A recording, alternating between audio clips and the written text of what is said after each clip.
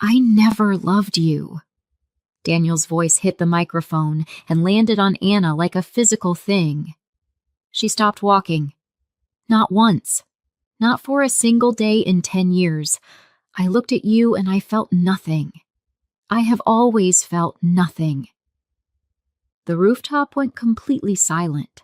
100 people, all of them still, all of them holding their breath at the same time like the air had been vacuumed out of the night. Anna stood in the middle of the crowd in her white dress, with her champagne glass in her hand, and the smile on her face dissolved so slowly it was almost worse than if it had collapsed all at once, like watching something beautiful come apart in slow motion.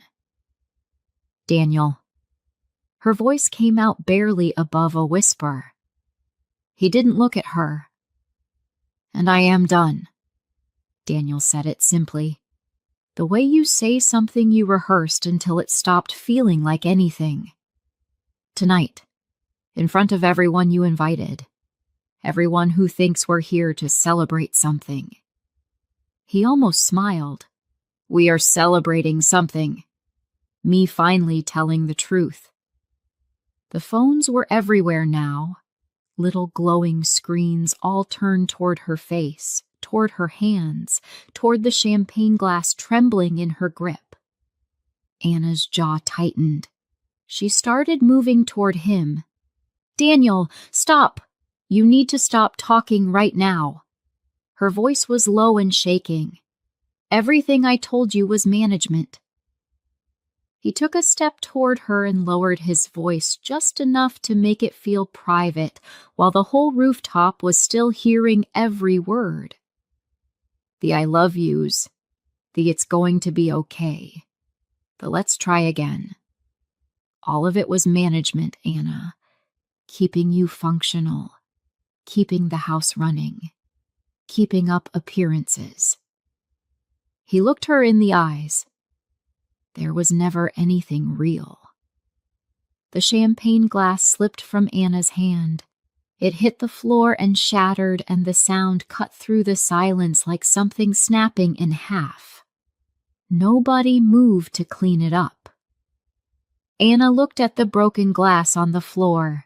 Then she looked up at her husband of 10 years, and her face did something she couldn't control. It cracked. Just for a second. Just enough for everyone watching to see it. Daniel saw it too, and he kept going. I've been with someone else for 2 years. He said it the way you announce a business decision. You couldn't give me a child. His voice dropped. Anna's vision blurred at the edges. And that was when the elevator doors opened. The crowd turned. Vanessa walked out, Anna's best friend, the woman who had driven her to the hospital the second time, the woman who had sat on the bathroom floor with her and held her while she fell apart, the woman who had cried with her, prayed with her, known every single secret Anna had ever said out loud in the dark. That Vanessa. Walking straight across the rooftop in a fitted black dress, her stomach round and full and impossible to misread. Pregnant. Very. Visibly. Pregnant. The crowd reacted before Anna could. Gasps layering over each other. Anna stood absolutely still. Her mouth opened. Nothing came out. Daniel looked at Anna with something that might have been satisfaction. She's due in 3 months. He said it flat. Something you could never give me. A real family. He looked Anna up and down. Slowly. The problem was always you. Anna's legs stopped working. It started at her knees and moved up, and the room tilted sideways in a way that had nothing to do with the champagne she hadn't even finished, and everything went white at the edges, and she was falling before she understood she was falling. She didn't hit the ground. Arms caught her from behind. Strong, certain, immediate. one at her back and one under her arm, pulling her upright against a chest that felt like standing next to something solid and permanent and completely unmovable. She didn't know whose they were. She didn't know anything. The rooftop was noise and spinning light and the sound of the crowd erupting around her, and she was barely holding on to consciousness. Then she heard Daniel's voice cut through everything. "Put my wife down. Right now." The arms around her didn't move. A man's voice answered. Low, almost bored. Like Daniel had said something mildly interesting rather than something meant to be a command. "Then you should have treated her like one." No. Did he really just say that? Drop disgusting in the comments if your jaw is on the floor. Drop it gets worse if you are ready for what is coming. Where are you watching from tonight? Drop your city below, and if you are new here, hit that subscribe button right now and turn on your notifications because you do not want to miss how this ends. Trust me, stay right there. Because the man who just walked in and changed everything, you need to see this. Footsteps, moving fast. The crowd splitting apart on both sides. Cool night air on her face. The noise of the rooftop fading behind her, and then elevator doors, and then the lobby, and then outside air, and then the back seat of a black SUV, and the city of Atlanta moving past the windows in long, blurred streaks of gold, and she had no clear memory of any of the in-between. She stared at the ceiling of the car. Then the man holding her shifted and set her gently upright, and she felt it again before he let go completely. One short, sharp cough. He turned his head to the side, covered his mouth with his fist, cleared his throat quietly, and straightened up like it hadn't happened. Anna blinked. He was already sitting back on his side of the seat, composed, looking out his window. Korean. Tall, even sitting down. Broad shoulders under a dark suit, the collar sitting just high enough to hide where something began at the base of his neck. One hand resting loose on his knee like a man with nowhere urgent to be and nothing pressing on his mind. Anna stared at him. Did everyone see that? He turned to look at her. His eyes were steady, dark. He didn't soften it. Yes. She nodded. Everyone. Yes. She turned back to the window. Atlanta kept going outside the glass. Restaurants full, traffic moving. The whole city doing what it did on a Friday night like her entire life hadn't just been set on fire in public on a rooftop in front of people she had personally invited to watch it happen. She breathed through her nose. The man was quiet for a moment.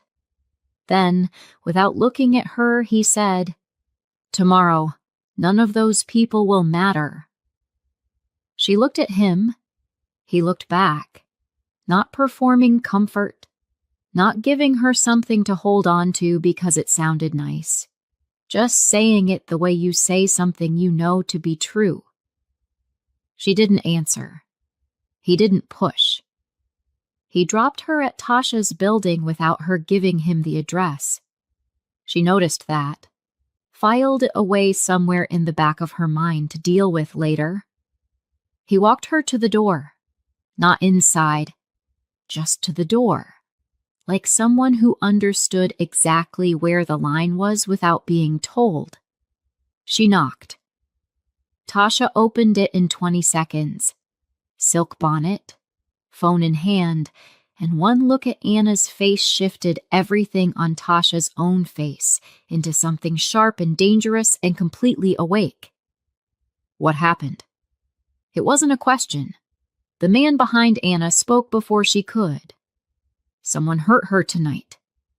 Tasha's eyes moved to him. Who? Her husband. The word landed. Tasha's hand tightened on the door.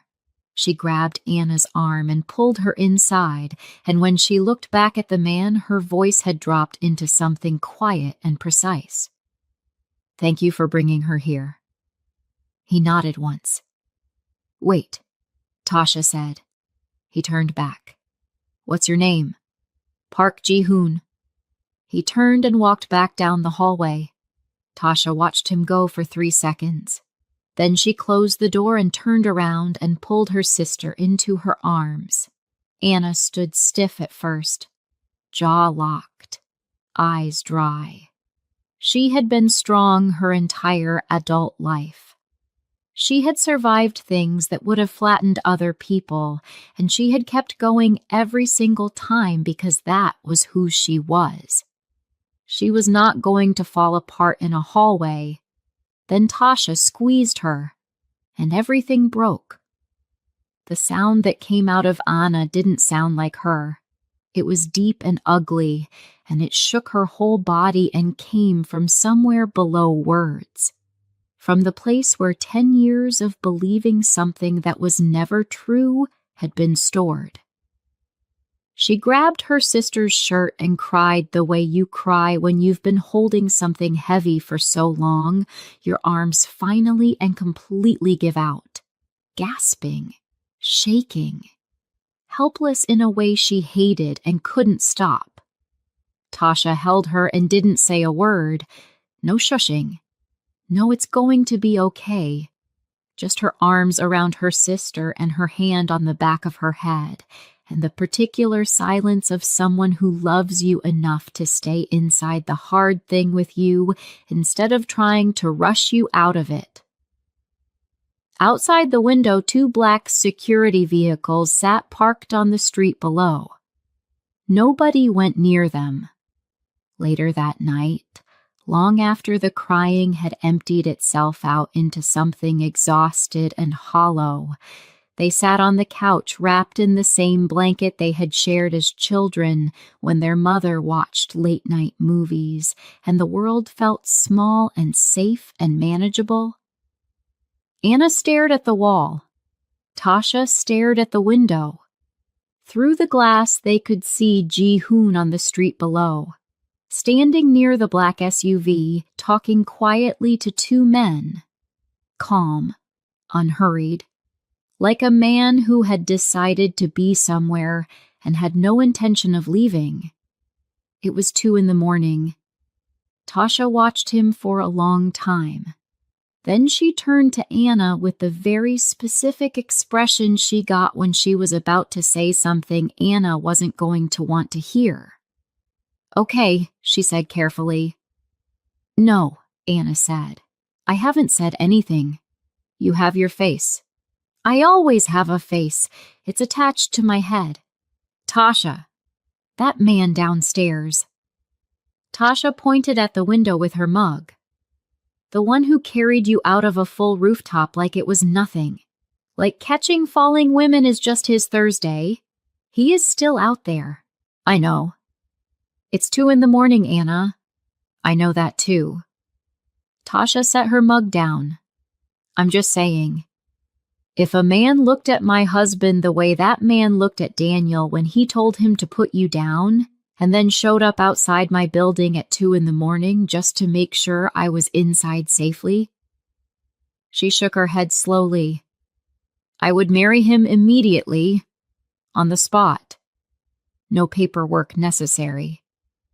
You don't know anything about him. I know he caught you before you hit the floor while your husband was too busy humiliating you to notice you were falling."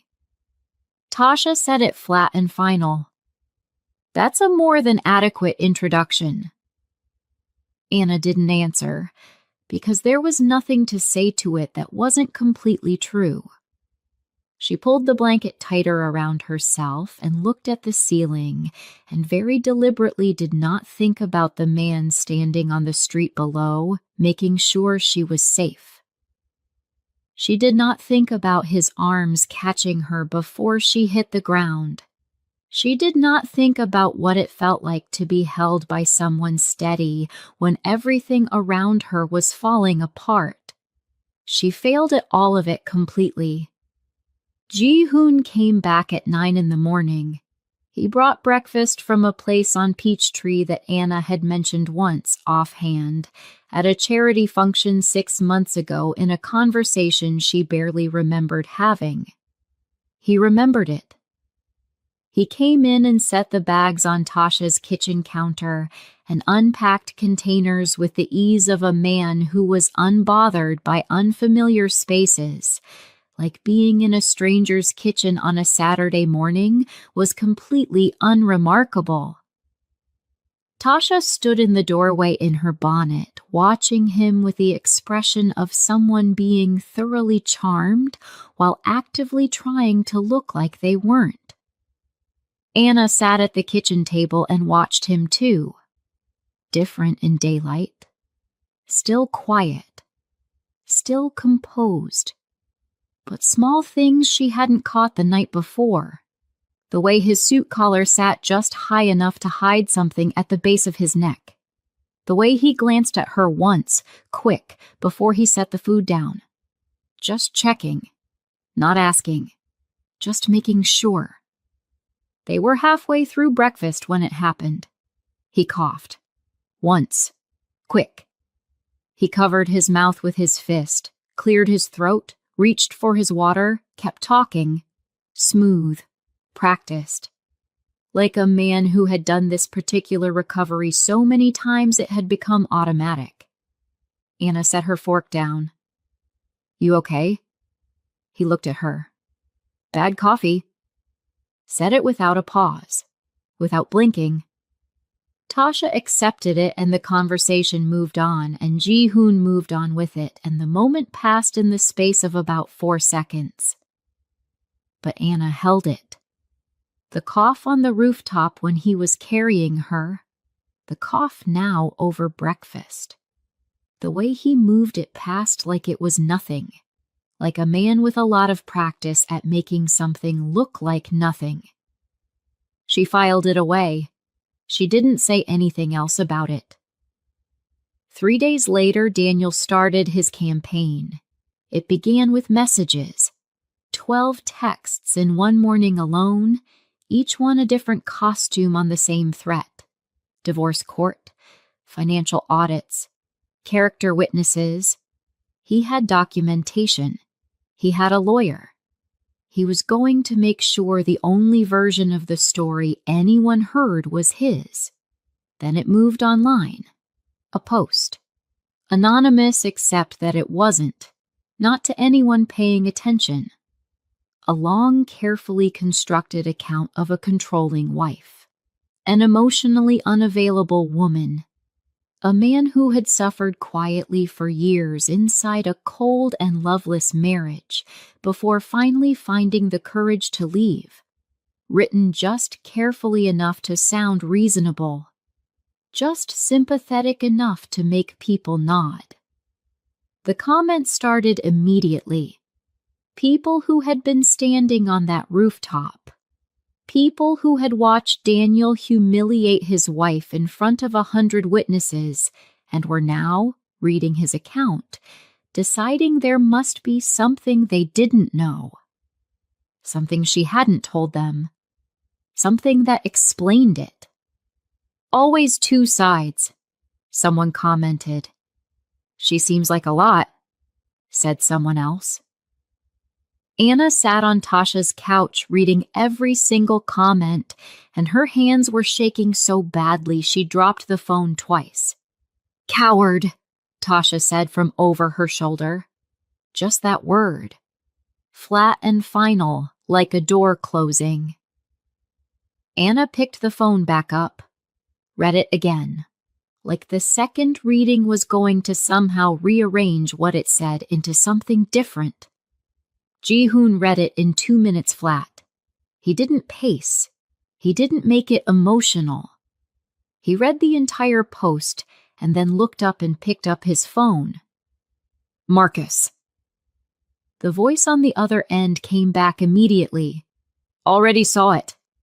Pull everything on Daniel Brooks. Every financial record, every business account, every outstanding loan and liability. He paused. Today. A beat of silence. Should I be concerned about how calm you sound right now? No. That's always when I'm most concerned. Ji-hoon hung up. He looked at Anna. She looked back at him. You don't have to do that, she said. I know. I can handle Daniel. I know you can. He said it without arguing, without performing patience. There's a difference between being able to handle something and being expected to do it alone. He looked at her steadily. That's all. She stared at him. He didn't look away. She didn't have an answer for it that wasn't true, so she didn't give one. 2 days later, Daniel was in a meeting when his assistant walked in and slid a note across the table. Marcus Kim. Urgent. He stepped into the corridor and answered, and Marcus's voice came through the phone, perfectly pleasant and almost friendly, like a man calling to discuss something entirely ordinary. Mr. Brooks, Marcus Kim. I'm calling on behalf of Park Ji-hoon. Daniel's frown was immediate. I know who Ji-hoon is. Wonderful. Then you'll also know that the primary loan currently backing your Midtown development project, the one your entire company's next 18 months depends on, runs through his investment firm. The corridor got very quiet. Loan agreements have conduct clauses, Marcus continued. Reputational ones, broadly worded, interpretable in a number of directions. A pause. Mr. Park wanted to make sure you were personally aware of this before you continued building your current public narrative about your wife. The posts, the messages, the threats. Another pause. All of it, really. Daniel's voice dropped. Is that a threat? It's a suggestion. Threats are less considerate. The post came down within the hour. The messages stopped before noon.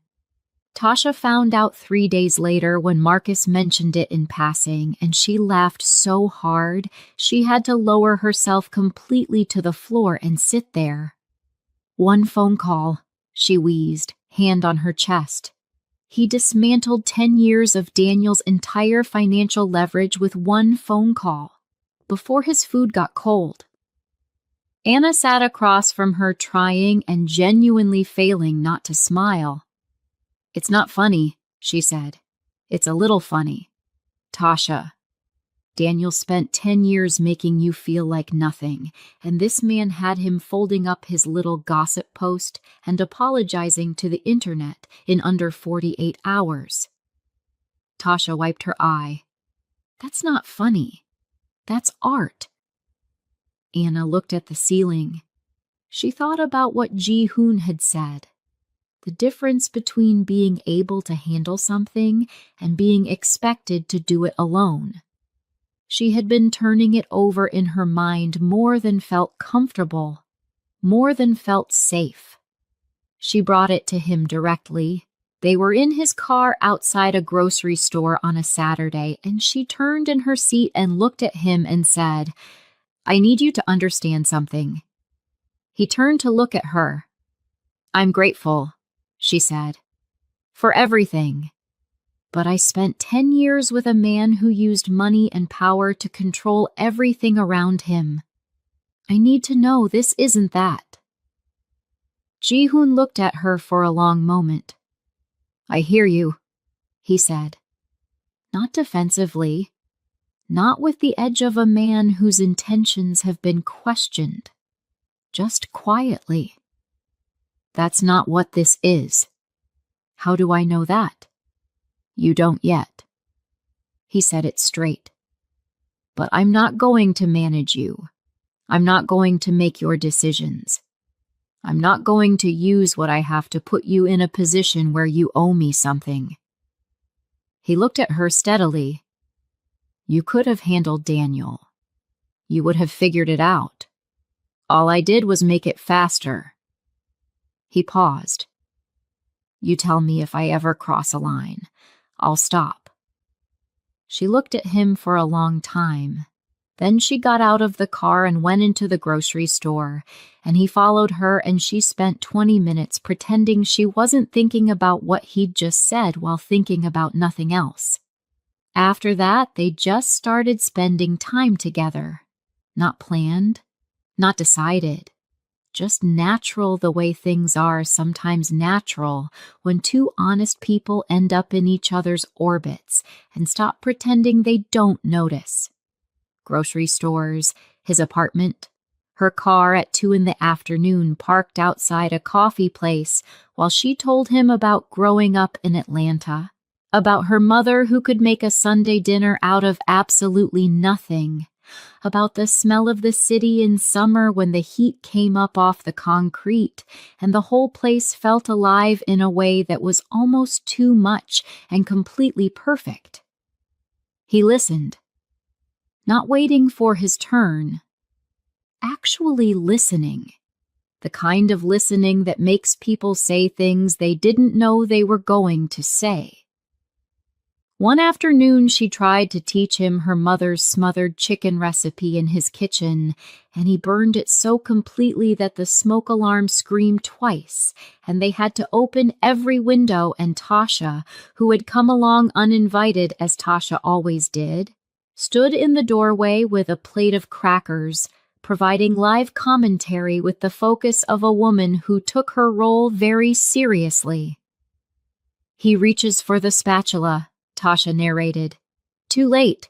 That piece is completely gone. That whole side is gone. I think the pan itself is a casualty at this point. Tasha! Anna waved smoke away from her face. I'm documenting this. This is history. Ji-hoon stood at the stove looking at what had once been chicken with the expression of a man who genuinely could not pinpoint the exact moment things had gone this wrong. He turned and looked at Anna. She looked back at him, and she started laughing. Really laughing. The full kind. The kind that takes over your whole face and makes your eyes water and comes from somewhere deep that had been locked for a long time. He watched her laugh. Tasha, from the doorway, went completely still. She turned around and walked back to the living room and sat down and picked up her phone. She texted Marcus. Your boss just looked at my sister like she solved something for him. Marcus replied immediately, Don't tell him I know. It's going to be a whole thing. They ordered Korean food that night. Ji-hoon walked her through every dish, sliding containers across the table, explaining each one, and it turned into a real conversation about his grandmother who had made everything from scratch, and his childhood spent watching her in the kitchen, understanding nothing and appreciating none of it until she was gone. Anna listened to all of it. Then she put on Al Green. Ji-hoon looked at the speaker like it had done something that required assessment. Just listen, she said. I'm listening. You're analyzing. That's different. He looked at her. What's the difference? She stood up. Come here. He didn't want to. This was obvious. He had the look of a man being asked to do something that had no clear logical structure, and he could not determine the correct approach. But he stood up. She took his hand and put his other one at her waist and started swaying, slowly, just moving. Just letting the music be what music is. He was rigid, impressively, almost admirably rigid. Like every single joint in his body had called a meeting about this and was waiting on the minutes before committing to anything. Stop thinking, she said. I'm not thinking. Ji-hoon, I can hear you thinking. Something shifted on his face, not quite a smile. Something just before a smile. He exhaled, and then slowly, degree by degree, like a very precise lock releasing one tumbler at a time, He stopped fighting it. His shoulders dropped. His hand relaxed against her back. He started moving with her instead of waiting for her to finish. They swayed in his kitchen to Al Green with the takeout containers still on the table, and Tasha watching from the hallway with her hand flat against her chest, like she was physically holding something in. She turned around quietly and went back to the living room. Texted Marcus. He's completely done for. He just doesn't know it yet. Marcus. I know. I've known for weeks. It's going to be a whole thing. Tasha. Stop saying that. Marcus. You keep setting it up. The dizziness happened on a Thursday afternoon in Piedmont Park. Late light through the trees. Gold and long. And the kind of afternoon that makes Atlanta feel like the most beautiful city in the world when it wants to. Anna was mid-sentence about a corporate event she was planning, talking through the logistics, when she noticed Ji-hoon had stopped walking. He was standing with one hand on the back of a park bench, jaw set, eyes forward but not focused on anything in front of them. Like he was somewhere inside himself, managing something she couldn't see, doing the math on whatever his body was telling him. Ji-hoon, I'm fine.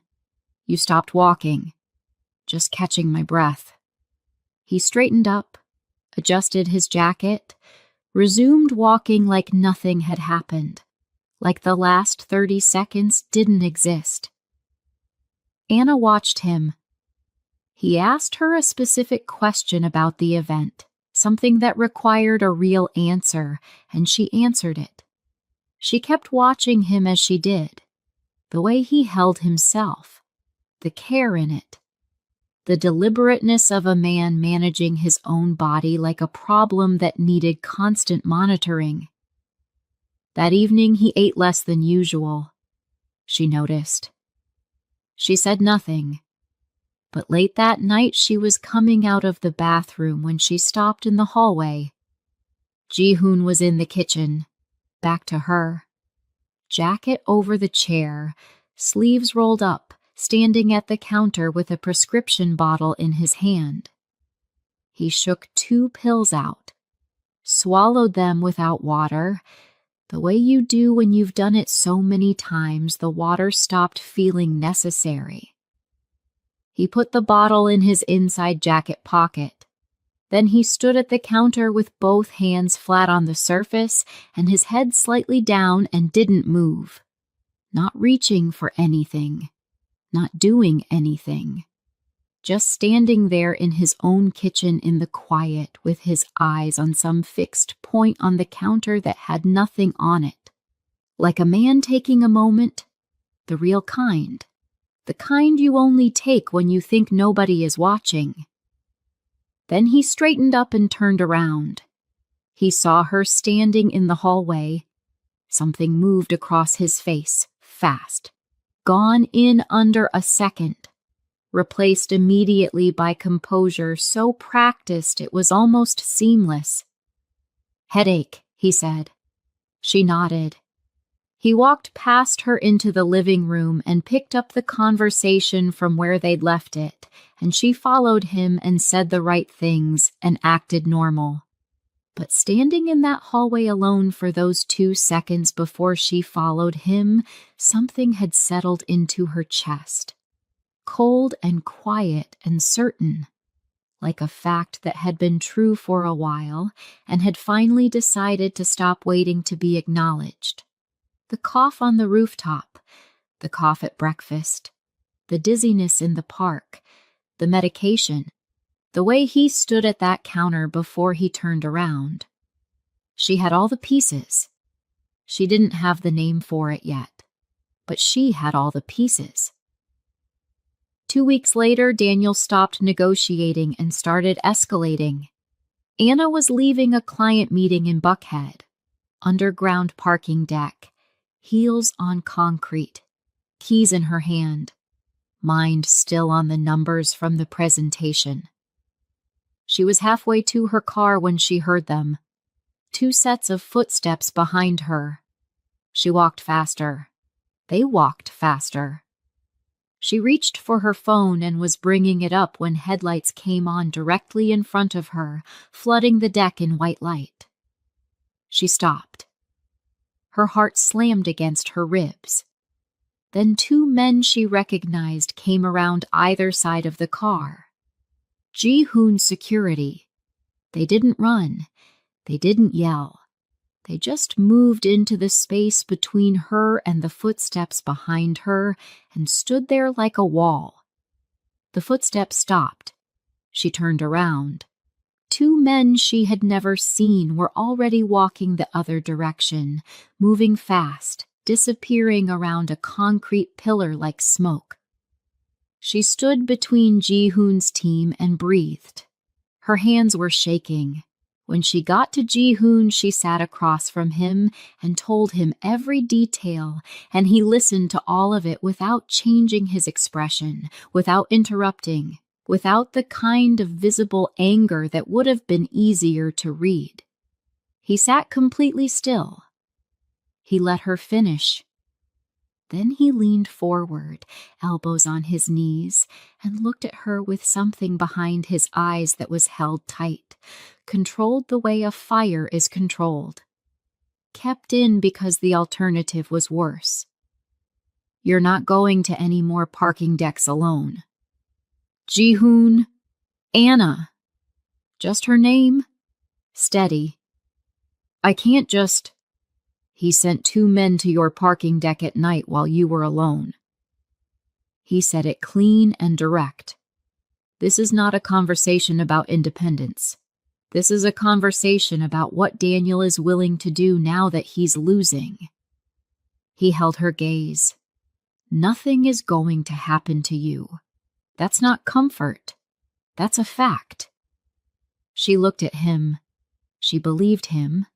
Completely and immediately, and without wanting to examine what that meant, she believed him, and that terrified her more than the parking deck had. She went home that night and lay in the dark, and thought about who she was now compared to who she had been a year ago. Married, stable, safe. All the words that had turned out to mean something entirely different from what she thought they meant. And now she was here, in the middle of something she hadn't planned, falling toward something she hadn't chosen, feeling more like herself than she had felt in 10 years. That scared her more than Daniel ever had. Anna arrived 20 minutes early. Her client call had ended faster than expected, and she was going to wait in the lobby of Ji-hoon's building and answer emails until he was ready. She came through the main entrance and turned left toward the elevator and stopped. The sign on the door at the end of the corridor read, Oncology Department, in clean gray letters. She hadn't known this building had one. Through the small window in the door, she could see a waiting room. Beige chairs, a television mounted high. A few people sitting in that particular way. People sit in hospital waiting rooms, the careful, deliberate stillness of people managing something bigger than they want to show. And Ji-hoon, sitting in one of the beige chairs in his full suit, briefcase beside him, jacket buttoned, looking at nothing. The air left Anna's lungs. She stepped back from the window. She stood in the corridor with her hand against the wall and her eyes on the floor, and something cold and certain spreading from the center of her chest outward like water finding its level. She already knew. She had known standing in the hallway watching him at that counter. She had known in the park. She had known the first morning at Tasha's kitchen table when she filed the cough away and told herself it was nothing. She straightened up. She walked until she found a woman in the corridor, moving fast. Badge clipped to her coat. Dr. Lee Sun-woo. Anna stepped in front of her. The man in that waiting room. Her voice came out steadier than she felt. Park Ji-hoon, I need to know if he's all right. Dr. Lee stopped, looked at her carefully. Are you family? 1 second. I'm his wife. It came out before she decided to say it. She didn't take it back. Dr. Lee looked at her face for a long moment. Then she said very quietly, he should be the one to tell you.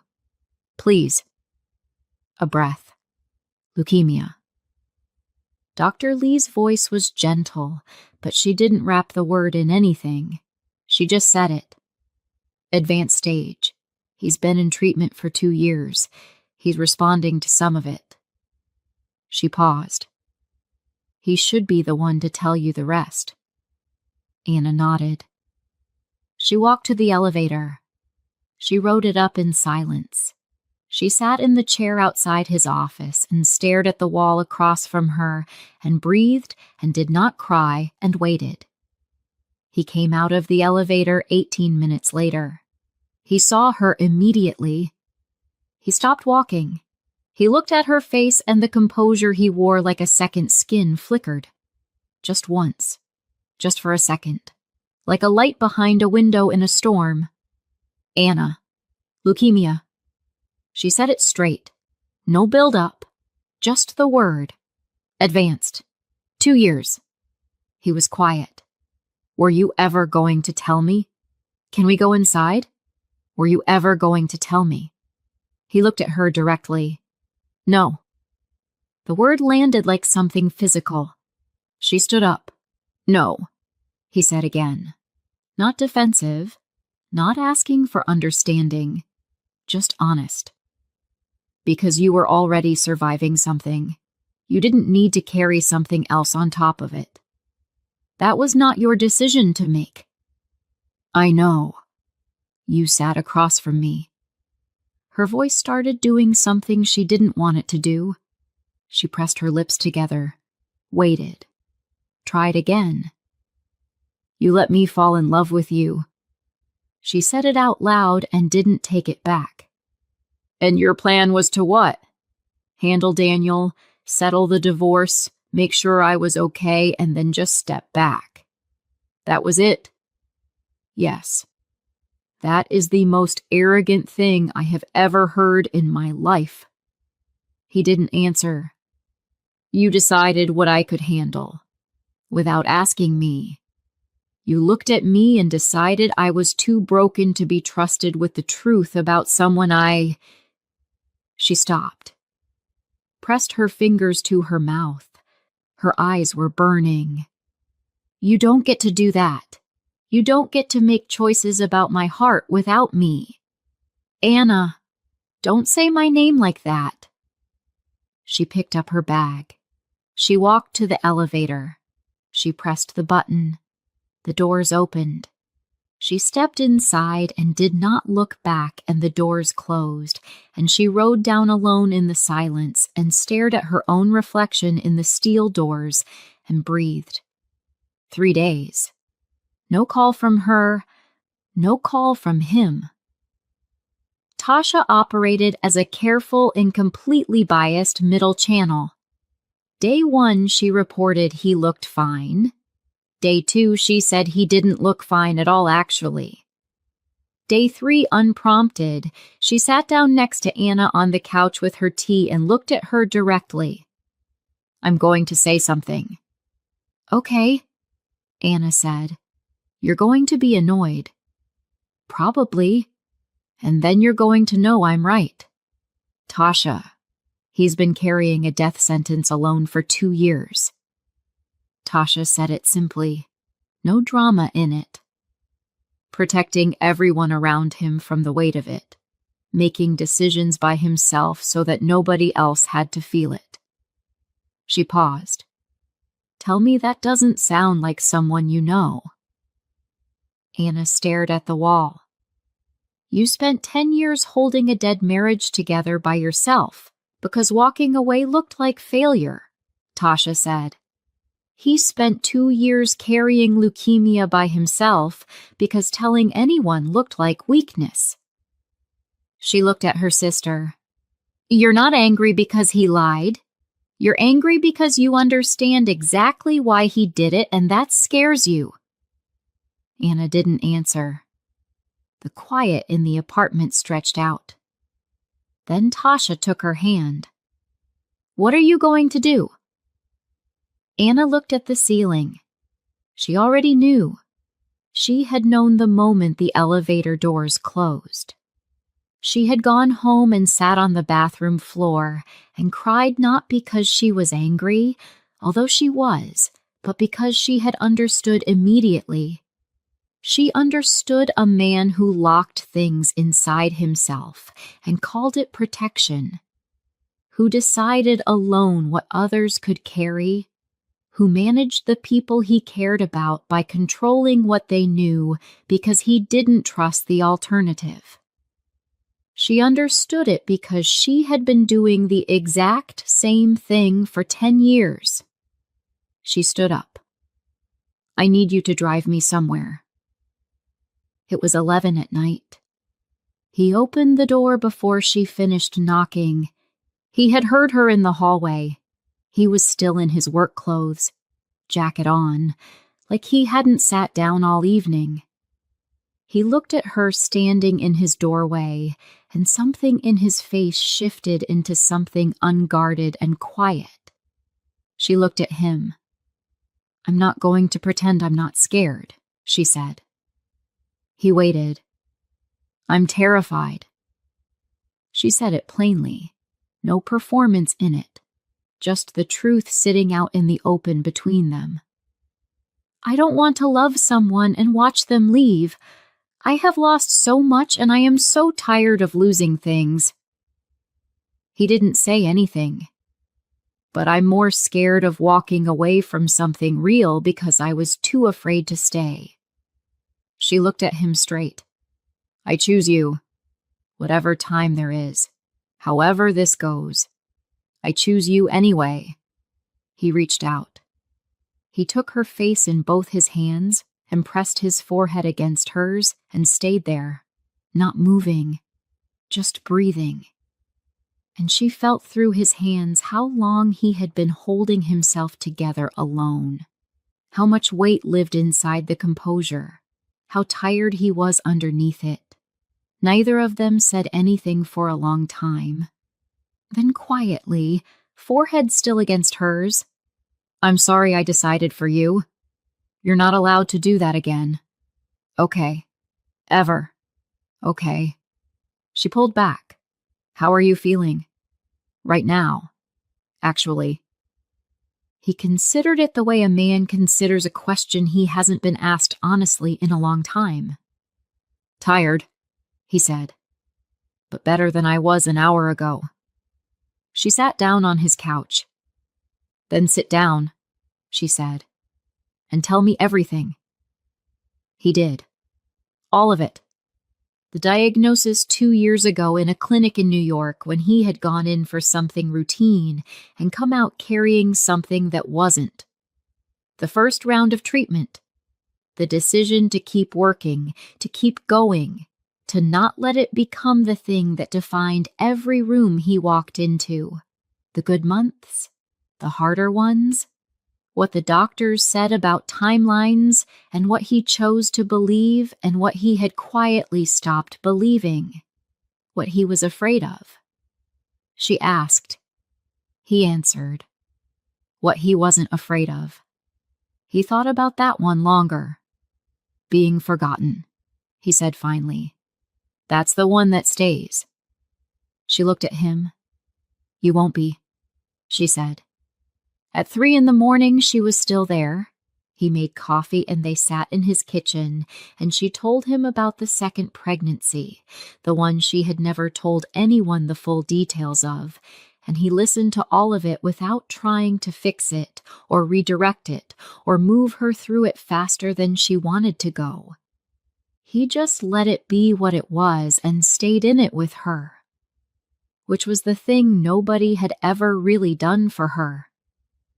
They built it slowly after that. Not in grand gestures, but in small, reliable ones. Morning coffee before he left for work.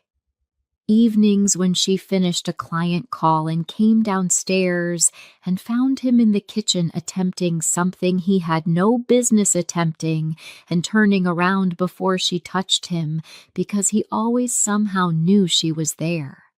She learned the landscape of his illness, the good weeks and the ones where his body pushed back. She learned to read the specific stillness that meant pain versus the one that meant he was just thinking. She learned when to sit next to him without asking, and when to give him the room he needed to get through something without an audience. He learned her, the anxious energy before a big event, the way she went very quiet when she was actually overwhelmed instead of just busy.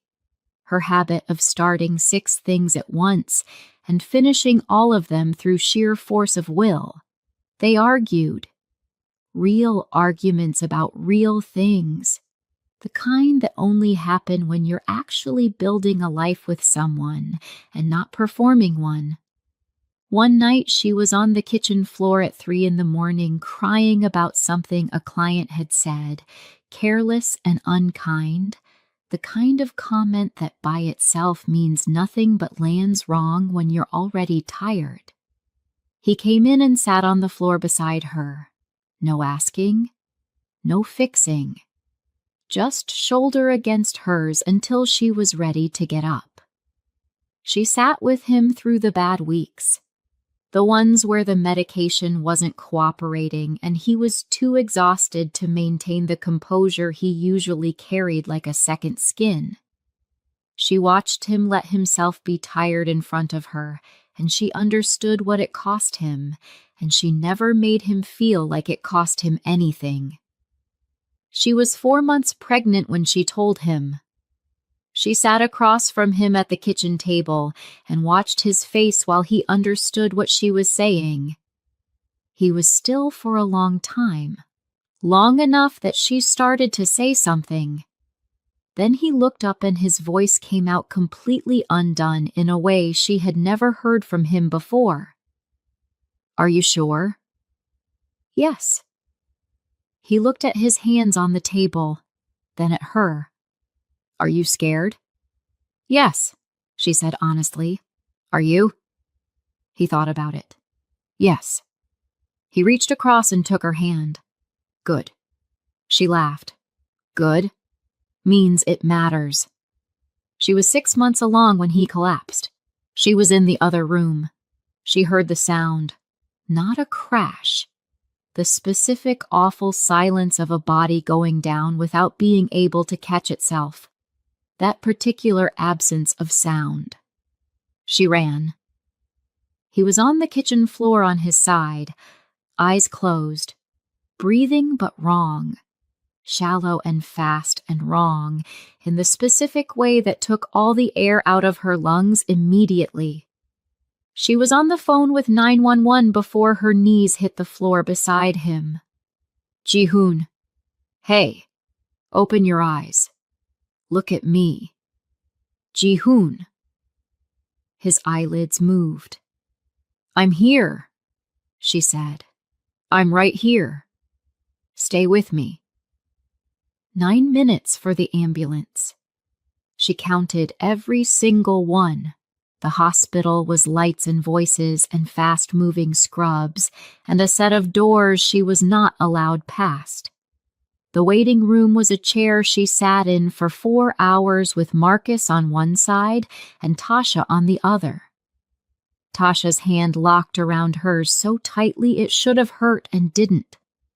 Marcus sitting with the particular stillness of a composed man trying very hard not to stop being composed. Dr. Lee came through the doors. Her face said it before her words did. "We've stabilized him." He fought hard. "But the strain on his system..." She paused. "He's in a coma. We don't know how long." Anna nodded. One nod. Controlled. Precise. Can I see him? She walked through the doors alone. He looked smaller. That was the first thing that hit her. Ji-hoon, who always took up space without trying, who was the stillest and most certain presence in any room he walked into, looked small under the hospital sheets. The machines did the work. The monitors charted everything. The room was quiet except for the sounds of things keeping him here. She sat in the chair beside his bed. She took his hand, the one that had caught her on a rooftop, the one that had pressed to her face the night she told him she chose him, the one that had held hers on a beach in the gold afternoon light while they said vows they both meant entirely. She held it. She stayed. She stayed for hours that first night. She stayed the second night. She came every day after that and sat in the same chair and held the same hand and talked to him the way Dr. Lee had told her people in comas could sometimes hear.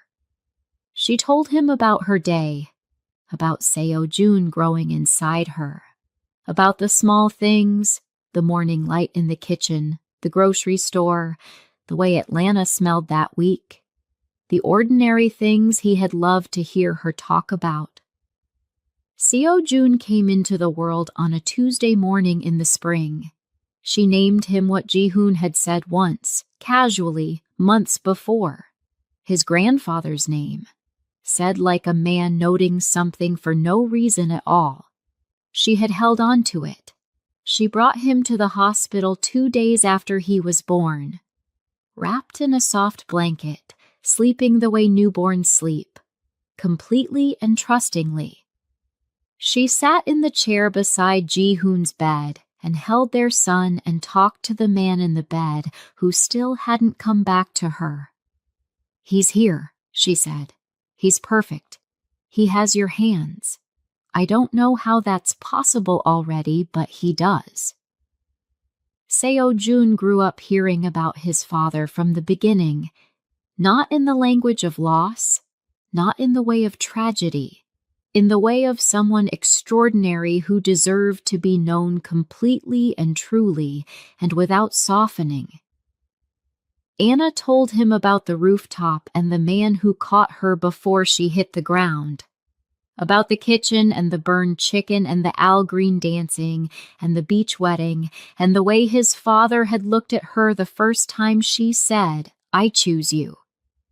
She told him the hard parts too, because the real version was worth more than a comfortable one, and her son deserved the real version. Tasha was there for all of it. Louder every year, more certain every year that she was the most important person in Seo-jun's life. An argument she made loudly and regularly in front of Anna, who disputed it with equal regularity while privately agreeing completely. Marcus stayed in Atlanta. Nobody made a formal announcement about it. He just stopped going back to New York for longer than a weekend and eventually stopped pretending there was a professional reason he would. He and Tasha did. After approximately 11 months of both of them behaving like the other hadn't noticed anything, stop performing and start being honest about it. Anna watched the whole thing with the quiet satisfaction of a woman who had seen it coming from the first grocery store trip and had been waiting patiently ever since. Seo-jun was 7 the night of the gala.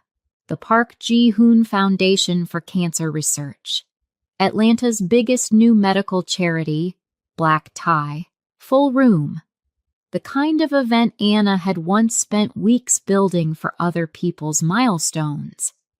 She stood at the center of it in a deep green gown that Tasha had picked, and Marcus had quietly agreed was perfect without being asked, and felt fully and completely like herself, in a way she hadn't expected to feel standing at the center of a room full of flowers and tablecloths, and 100 people looking at her.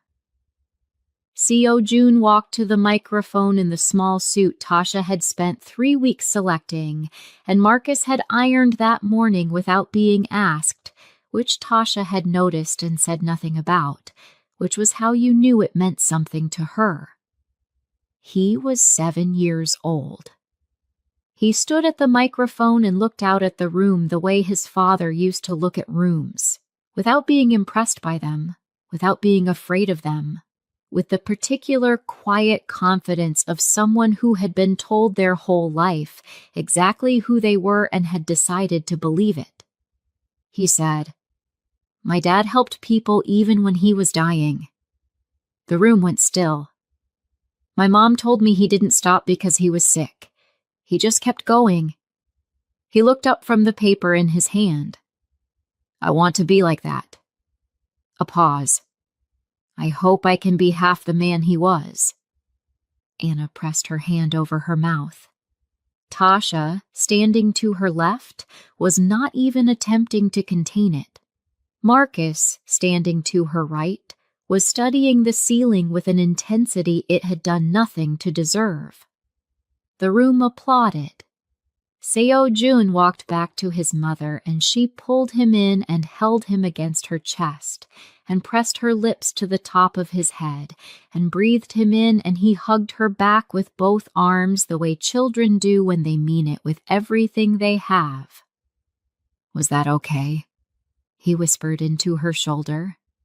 "That was perfect," she said. "He would have been so proud of you." She went to the hospital that night, still in her gown, Seo Jun asleep at Tasha's, the building quiet at this hour the way hospitals get quiet after visiting hours, not empty, just held. The corridor pale and long, and so familiar by now she could walk it without looking up. She pushed the door open. The room was the same as always.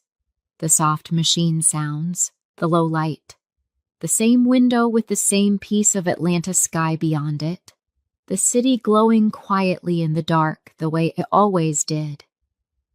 She sat in the chair. She took his hand. "Your son spoke tonight." She looked at his face.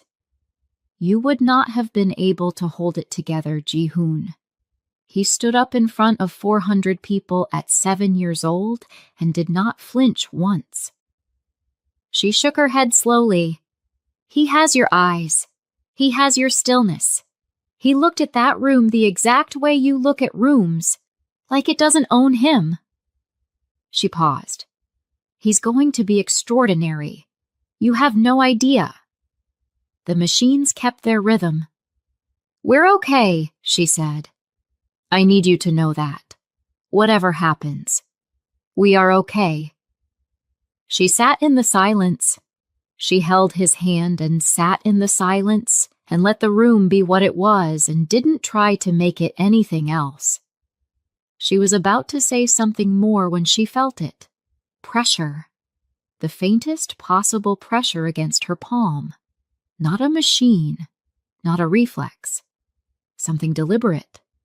Something that came from him and went toward her. She looked down at his hand. His finger had moved. She looked up. His eyes were opening. Slowly. Heavily.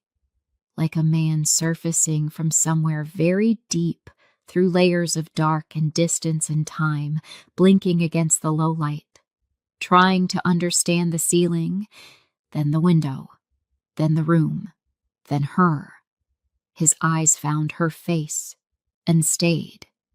Anna's breath left her body completely. For a long moment, neither of them moved. Neither of them spoke. The machines kept their sound. The city kept its light beyond the glass. Everything in the world kept moving. His lips moved. No sound came out. But she had spent years learning to read him. She had learned the specific stillness that meant pain and the one that meant he was thinking.